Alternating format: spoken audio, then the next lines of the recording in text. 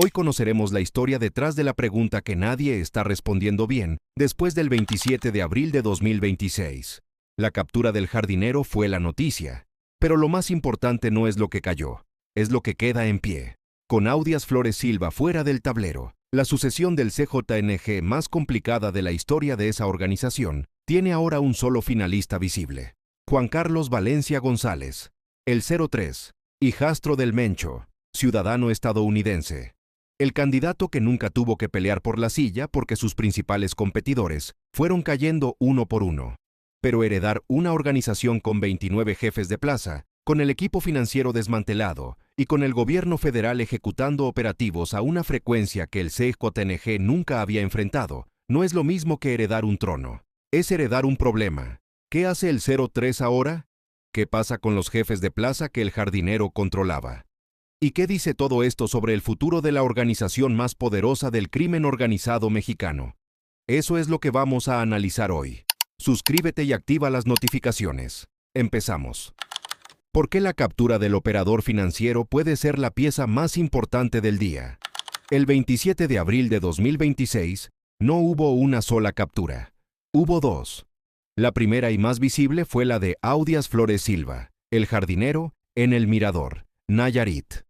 La segunda, pocas horas después en Zapopan, Jalisco, fue la de César Alejandro N., el Guerito Conta. El Guerito Conta era el operador financiero personal del jardinero, y esa segunda captura, que casi no tuvo cobertura en los medios, puede ser en términos analíticos la pieza más importante de todo el operativo. Para entender por qué, hay que entender cómo funciona la jerarquía interna de una organización de esta escala. El operador de campo puede ser sustituido en semanas. Hay una lista de personas con experiencia, con ganas de escalar y con la disposición de ocupar ese espacio. El operador financiero es diferente. Es el que sabe dónde están las cuentas, el que conoce a los prestanombres, el que maneja las relaciones con los despachos contables que estructuran las operaciones, el que sabe qué empresas funcionan como vehículos de blanqueo, en qué giros, con qué frecuencia. Ese conocimiento se construye en años, no se transfiere. Cuando el Guerito Conta cayó, los flujos financieros de la red del jardinero quedaron expuestos y desorientados simultáneamente. Los prestanombres que él administraba quedaron identificables para la unidad de inteligencia financiera. Los socios silenciosos que operaban bajo su protección quedaron en una zona de riesgo que antes no existía. Si el Guerito Conta decide negociar con la Fiscalía a cambio de condiciones más favorables, lo que puede entregar son los nombres detrás del sistema financiero del Corredor del Pacífico mexicano del CJNG.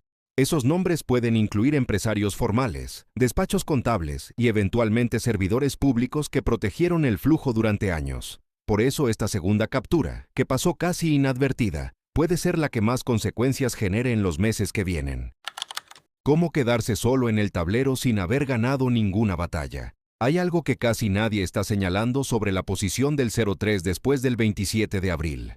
El 03 no consolidó su candidatura a la sucesión porque demostró ser el mejor. La consolidó porque sus principales competidores fueron cayendo. El Menchito, sentenciado a cadena perpetua en marzo de 2025. El Queenie, extraditado a Washington. Abraham Oseguera, el cofundador, detenido. Y ahora el jardinero, capturado en Nayarit. Cada golpe del aparato federal mexicano y estadounidense eliminó un nombre de la lista de candidatos, hasta que quedó uno. Eso no es lo mismo que consolidar poder. Es encontrarse en la cima por eliminación. Dicho esto, el 03 tiene tres ventajas que ningún otro candidato restante tiene en la misma combinación. La primera es el apellido. En una organización construida alrededor del liderazgo personal del fundador durante 15 años, la línea de sangre importa. No es decisiva, pero importa. El 03 es hijastro del Mencho. Su madre, Rosalinda González Valencia, fue pieza central en la arquitectura financiera del CJNG durante años. Esa afiliación familiar le da acceso natural a contactos y redes que otros candidatos tendrían que construir desde cero. La segunda ventaja es la ciudadanía estadounidense. Juan Carlos Valencia González nació en Santa Ana, California.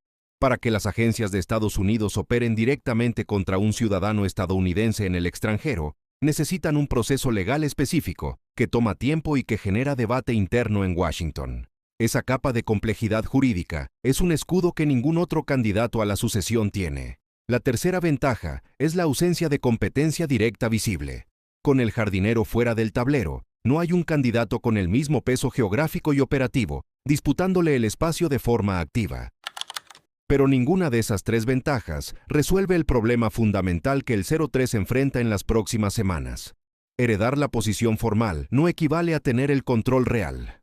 El control real lo tiene quien logra que los 29 jefes de plaza que componen la estructura del CJNG lo reconozcan como autoridad y continúen operando bajo su coordinación. Y los jefes de plaza no obedecen automáticamente al sucesor designado. Obedecen a quien demuestra que puede sostenerlos, protegerlos de la competencia y mantener el flujo del negocio. El 03 todavía no ha tenido tiempo de demostrar ninguna de esas tres cosas. Los próximos 60 a 90 días son los más críticos de toda la sucesión. Consolidación, fragmentación o sorpresa, las tres rutas posibles del CJN.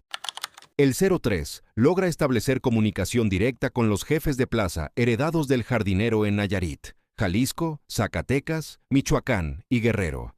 Mantiene los flujos operativos. Consigue el reconocimiento tácito de los otros operadores regionales, el WR, el Sapo, el Tío Laco.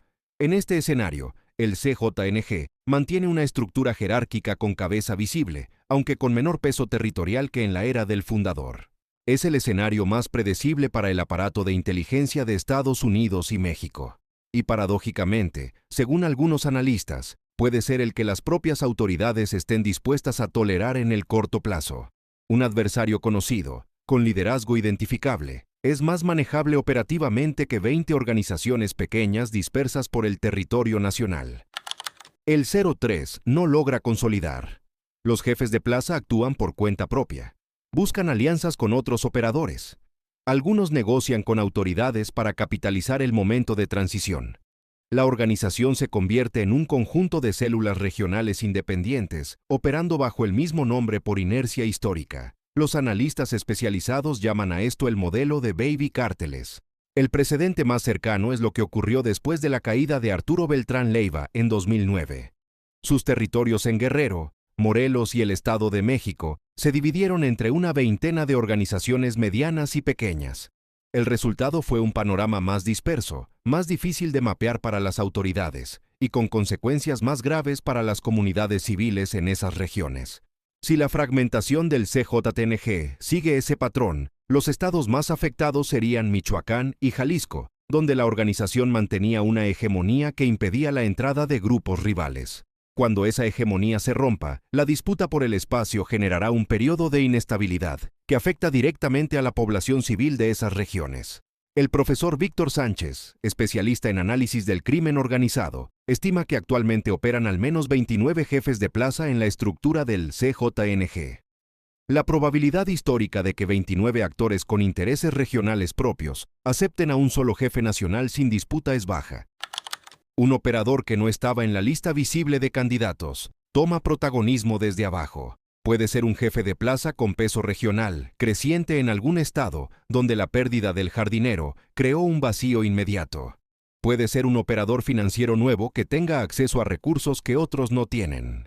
Puede ser un aliado externo que se acerque con apoyo logístico a cambio de espacio en la mesa. Este escenario es el más impredecible. Y en las sucesiones del crimen organizado mexicano, las sorpresas suelen venir del lugar donde nadie las esperaba. Porque lo que pase en el CJNG importa más allá de México, la alianza CJNG Chapitos, y lo que cambia. Hay una consecuencia de la captura del jardinero que casi ningún análisis está desarrollando. Según información publicada por Milenio, Audias Flores Silva fue el operador del CJNG, que negoció directamente la alianza con los Chapitos del cártel de Sinaloa para enfrentar a la facción rival de ese grupo. Esa alianza cambió el mapa del crimen organizado mexicano. Con el jardinero fuera, la alianza pierde a uno de sus arquitectos principales. Los acuerdos entre organizaciones criminales de esa escala dependen de la confianza personal entre operadores específicos.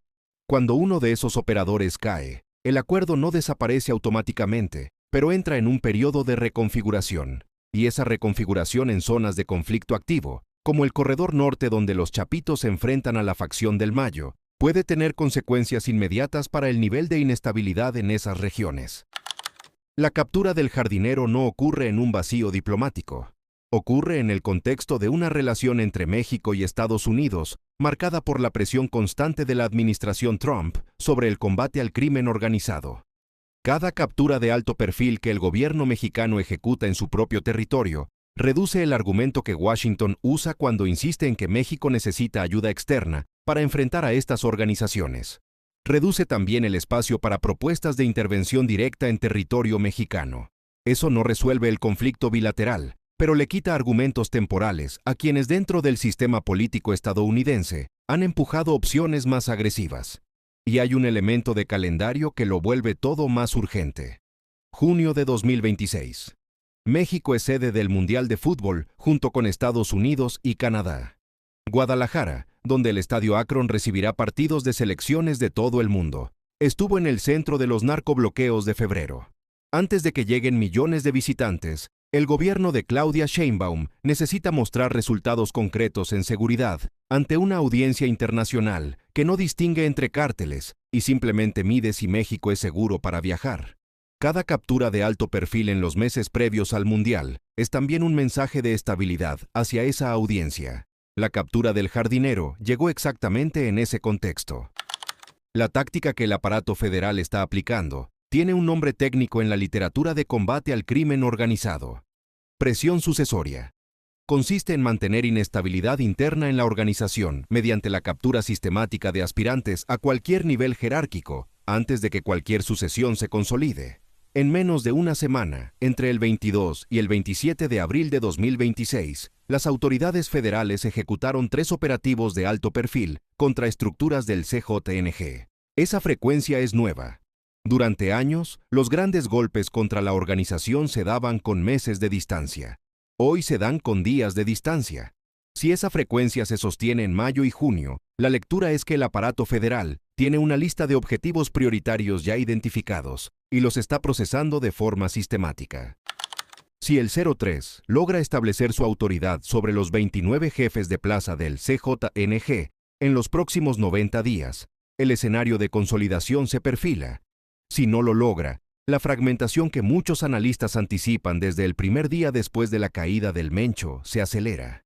La diferencia entre un escenario y otro se va a definir en silencio, en reuniones que los medios no van a ver, en decisiones que los jefes de plaza tomarán en los próximos meses sobre si seguir bajo coordinación central o actuar por cuenta propia. Lo que sí es visible es la paradoja que define este momento.